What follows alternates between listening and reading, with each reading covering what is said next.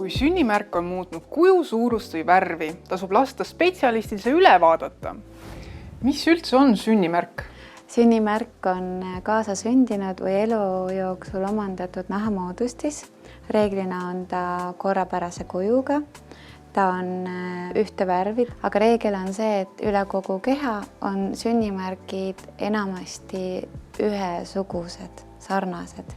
Millised sünnimärgid on ohtlikud? Need on reeglina ebatüüpilised sünnimärgid, nagu näiteks hiidsünnimärgid või ebakorrapärasemad. Need on sellised märgid, mis võivad muutuda melanoomiks ehk pahaloomuliseks kasvajaks. Mis on ABCD reegel?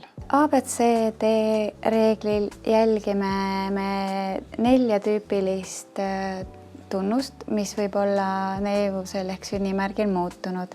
A on ebakorrapäratu kuju ehk asümmeetriline kuju. B on serva ebakorrapärasus.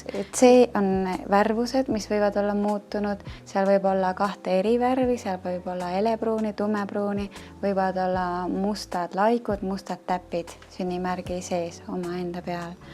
Ja D ehk viimane, mida oluliseks pidada, on sünnimärgi diameeter ehk läbimõõt.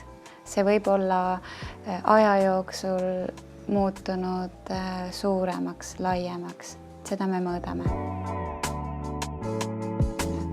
Juhul, kui sa oled mõne kahtlase tunnuse avastanud, on kõige kiirem viis saada dermatoloogi konsultatsiooni dermatoskoopia abil. Enda ja oma lähedaste nahka tasub kontrollida pidevalt, et tuvastada kahtlased sünnimärgid. Kahtlaste sünnimärkide tuvastamiseks pea meeles ABCD reeglit.